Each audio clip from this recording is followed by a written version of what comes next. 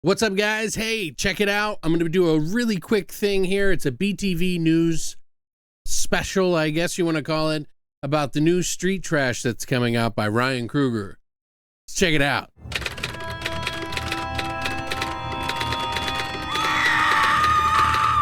So this isn't going to be some sort of fancy edited thing. I'm just going to basically show you the information, gush a little bit about some of the information that we found out. And of course, this is about one of my favorite franchises. Well, now it's a franchise, and that is Street Trash. I don't know if you can see it. There we go. Street Trash is a movie that was, man, let me tell you, this is a crazy movie that came out in 1987. And it was one of my favorites growing up. I've always kind of like loved the like practical effects of it. Kind of reminded me of like the Blob and like all these other crazy effects, people exploding into like vomitous colors and just wild shit going all over the screen. There's people playing penis football, etc. Just know it's a wild movie, and if you haven't seen it, you should watch it. Okay, this has one of the best documentaries, by the way. This is the special edition from Synapse Films, but it has a 2.5 hour documentary about this movie, and I fucking loved it. So why am I talking to you about that today? Well, it's not because I've been drinking some of my Viper.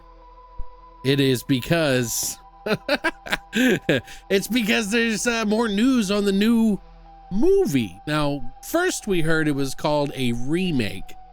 Then there was rumblings about a requel, and now we kind of have a better idea what's going on. Okay, so I'm going to tell you what the news is, what has happened, and we're going to go through it right now. So first up, Remake got exclusive comments and first photographs for Street Trash Remake.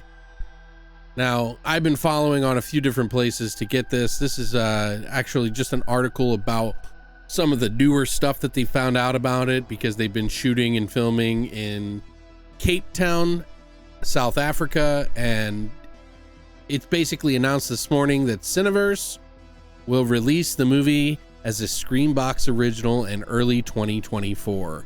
And Remake got the exclusive words and photos, and see them below, from producer Justin Martell. So Ryan Coogler, if you're not familiar, did the movie Fried Berry, which was a wild, glorious, crazy film that, man, it's not a film for everybody, but this was a wild film for a lot of people. This is going to be shot on 35mm film, and the new Street Trash is produced by Martell and Matt Gerides. They just premiered at Fantasia International Film Festival with 8 Eyes, apparently, and they're Not the Funeral Home Company in collaboration with Bad Dragon and Vinegar Syndrome in the announcement. Coogler says, "I'm excited to reinterpret the original story, update it to better reflect the times we live in, and give it a new and original spin. While our reimagining features new exciting plot elements that give the film many bizarre twists and turns, the core of the film lies with our diverse, unique cast of characters. As a director, I'm very character-centric, and I can't wait to show or see our strange, hilarious ensemble on screen together as they navigate the hostile streets of Cape Town. Our version of Street Trash will be raw, hilarious, packed with vibrant characters and multicolored explosions of gooey greatness." Yes, please. That I'll take. That's good news, right? Because like, this is one of those movies that needs to have very good characters, a lot of gore, wild, just wild shit on the screen, because this movie was really crazy. Now we get into some more here. Martell and Gerides, I think I'm saying, are producers of The Last Drive-In with Joe Bob Briggs, and when Fried Berry played on the show, they knew they had found the right filmmaker for the long muted update Jim Murrow's 87 flick. Matt and I have thought, based on the directing and editing style of Fried Berry, and Ryan would be a great fit for Street Trash. And I've got to say, I 100% agree. Actually had him on for a small interview. If you guys want to check, I'll put a link down below to that, and I'll include it at the end of this video so that you can check it out. I highly urge you to check it out. Ryan's a very cool guy. we've had him on the podcast a couple of times now, once for Friedberry and once for Street Trash, and I'm sure we're going to have him back for Street Trash again. So be on the lookout for that and check out that old video. Now it says we wanted to do a reboot, which I call a requel for some time, and had talked to the original writer-producer, Roy from Kiss, about it. Our original concept was to set it in Los Angeles in the present day, since there is a big homeless problem there. Basically, the story concerns the government resurrecting a failed attempt to get rid of the homeless problem that took place in New York in the 80s, which they revive to wash away the homeless in Los Angeles. Martel continues, obviously that would have allow for some interesting commentary on class issues and things of that nature, all through the prism of gonzo melt horror of Street Trash, which I agree. I think that's there's a lot of room to be discussing that, because there's a lot of people that just absolutely hate homeless people, and it's kind of fucked up. So this might play into that a little bit, maybe. So it says we approached Ryan with it. He took the concept to a whole new level. It's a new set in Cape Town, and if you look at what's happening there now, it's very similar socio-political situation in the terms of the homelessness issue. Now we get a picture here, which I have not seen until today, and forgive me, I am a little late to this news today, but I had been working all day long and I didn't even get a chance to like enjoy the news. But looks here like we get a guy with long hair, kind of balding, and now I don't know for sure if this is who I think it is, but if you've seen Friedberry, then you know that this guy, which is Gary Green, was part of the actual movie, obviously the main star of the movie, and it looks like it could be him. If you look, you know, we might be able to see if we get in close here.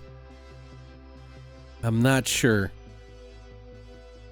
It could be him, and odds are it might be, because Ryan, you know, and him have started their career together, and I think, you know, it would be a good idea to have them. We get it looks like 3 guys here. I don't know who this is. If you look on their belts, you can see that they actually have a can here. Now, I've also seen in other pictures on the Street Trash website, which, by the way, take a look at the temporary Street Trash front here, which I kind of like it, actually. I'm sure it's not the final one, but kind of like it.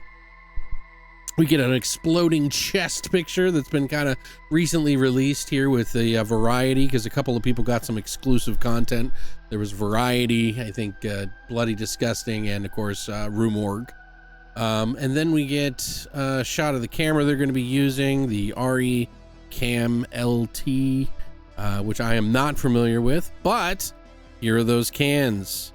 Now, I don't know, it looks like they are those kind of like smoke grenade cans. So it says Tenafly Viper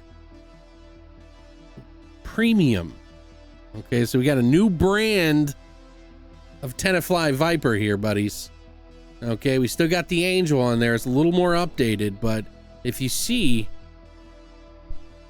it looks like they're using it to kill off people and explode them or something. So I wonder what kind of reactions we're going to get. By the way, this is Ryan Kruger, the director, showing the canisters off. You can see the pin here on the left-hand side of his finger.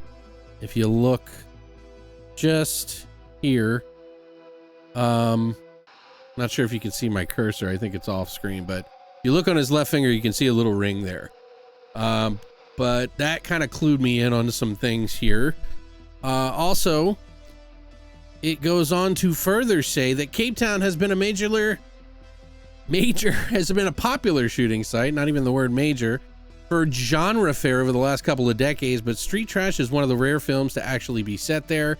This is something we've been doing in the last couple of years. Eight Eyes both was filmed in the set in Serbia and Macedonia. There's been a tendency to try to use places that aren't in the US for US, and I agree here. It says it never works, and you can always tell. So honestly, I think it's a good idea that they're actually using Cape Town so they don't have to skirt around it. And I don't really think fans are going to care that much, although, you know, there might be some fans of New York that might be a little upset. I'm just glad to see some sort of continuation of this story, because it seems like they've got a different idea here, as they go on to say, we didn't want to say Cape Town was LA or New York because, you know, it's not. It would become a Jason Takes Manhattan sort of situation. And what they mean is that they couldn't afford to shoot in New York, and all the money, like in Jason Takes Manhattan, went to shooting on the boat and all these other places that were not New York because they couldn't afford the budget. So it just made the movie kind of in some regards. And they want to spend every buck on that glorious Gore. So that's good. It's a good thing. Also, it says it's 2050 in Cape Town, and the situation has gotten to the point where people are either rich or they're fucking homeless. So the mayor of the Cape Town uses Viper to deal with homeless problem, and we follow a group of wacky and wonderful characters as they try to figure out what exactly is going on around them. So I wonder if these guys are going to be sort of starting off, you know, they do it because they don't want to be homeless themselves, and they're forced into a situation to maybe, you know, basically kill off the homeless population for some reason, and then something changes and then they go after the bad guys. I mean, who knows? What's your theories, guys, on this? It says that that's all Martel wants to share at this point about the plot at the moment, though he does promise that the action will be just as splattery and melty as the previous movie. Says we're hoping to deliver something on par with that, if not even on a bigger scale. The scope is much bigger than the original, where you have the city where people are super rich or homeless. Based on everything I've seen so far that Ryan and his team are planning on there, it looks like we will achieve it. Obviously, favorable exchange rate of the US dollar to the South African rand helps us bring the production value a lot, and it would be remiss if we didn't point out the Vinegar Syndrome's involvement in this project, which is why we're shooting on 35mm film. Fucking goddamn hell yeah. Thank you, Vinegar Syndrome. This also means that we are probably going to see a Vinegar Syndrome all-out 4K exclusive fucking Blu-ray. Now, as it stands right now, they're actually going to be putting the film first on Screambox. So Screambox has actually got the whole thing right now. Let's continue on. Says here, Martel is well aware that some of the fans have reacted with skepticism or worse to the news of the reboot and hopes to lay their doubts to rest. I think you guys, I understand why you're getting concerned, but I sometimes worry if you guys just worry too much, but that's just my opinion. I'm not worried. I believe in Ryan Coogler. He is a great person, a great fan of horror, a great director, and he has done some really wild shit. I think we're going to see some wild stuff that you've never seen before, and I think it's going to look really good. Now it says, I've seen some comments on the street trash forums and elsewhere with people saying this is the worst news they've heard in a long time. I want them to rest assured, for fans of the original, it can be viewed as a sequel, and for the people who haven't seen the original, it can be viewed as a standalone movie. There aren't any legacy characters, at least at this time, and we're trying to maybe figure out a way to have some cameos from people who are still around. That's even better. Roy is heavily involved. Roy is the guy who did the actual practical effects, by the way. He is a genius at that shit, and he kind of like was part of the whole filmmaking and making of it. Jimmy Muro signed off on the script, so that means the originator's caring about it and he loves it. That's great news. And the production team behind The Last Drive-In are, of course, attuned to the feelings of the fans of these films and are aware of how special the movies are to them. We're keeping in mind every step of the way. So this is great news. I mean, all around, I am super excited for this. I really hope it's going to be something good. I hope you guys can kind of put this in a category like of, you know, this isn't to replace the film. Okay, this isn't a remake. And a lot of people think it's going to be a remake, and a lot of people have issues with it. I've made my fucking, you know, bed with remakes now. There's nothing you can say or do to ever change it. And some of my favorite films are remakes, and that includes The Thing, which some people may say is not a remake, blah, blah, blah. The Fly, that's another one. And we also have The Blob and Dawn of the Dead.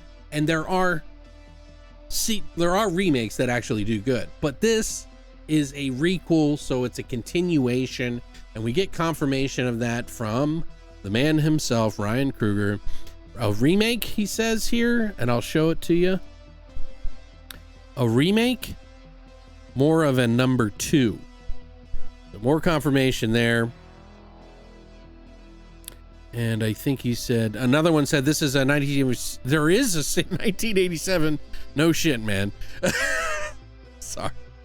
There is a 1987 Street Trash that is a cult classic. It is a remake or just a coincidence with the title. Come on, man. It is a follow-up. See, we're doing good here. Catch up, Daniel. Dante, sorry. I'm just teasing, by the way. So also, I wanted to show you a couple more pictures before we go.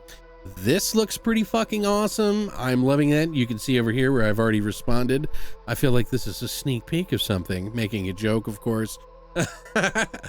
But this looks pretty brutal. That's a really good sign. What is the next picture we got here? We got Ryan with the Viper. And just a couple of set pictures here. I think this one's pretty good too. You got the guy bursting of the chest. So also just to confirm, this is in Variety, where they talk about Street Trash is set to release at Screambox Original in 2024. So we don't have an official date yet, but we know that Street Trash is a coming. And I'm fucking excited, guys. What do you think? Are you excited about this? I'm just gonna put this video up as a raw video, and I hope that you enjoy it. I'm gonna try to do more of these because part of the problem I have with putting up more videos is having to do all the editing. I'm having narcolepsy. It's insane. It's really hard for me to do sometimes, and I literally fight and fall asleep at my desk. So when I got the energy, I'm gonna try to put out more of these, like maybe just discussions or something like that, and give you guys updates on films or just my thoughts on things. So if you enjoy this, please sound off in the comment section. Share this motherfucker with somebody that you love or everybody that you know. And yeah, hit the like and subscribe button and the little bell notification. Let me know your thoughts on the original Street Trash. Are you worried about this one? Or are you like me and you just are looking for some more Street Trash? Because ultimately, I may not love every single movie in the Alien franchise or any franchise, but I'm always happy to revisit and be a part of a movie that I enjoyed originally. Is it going to be the best always? Nah, but still something to be a part of that movie. Street Trash. Let me know your thoughts. We're going to have Ryan Coogler back on. I'm going to attach the interview with him that I had months ago, him talking about it. He was very small talk about it, but he'll be back and we'll be talking with him soon. So thank you guys so much for your support, and as always, long live the void.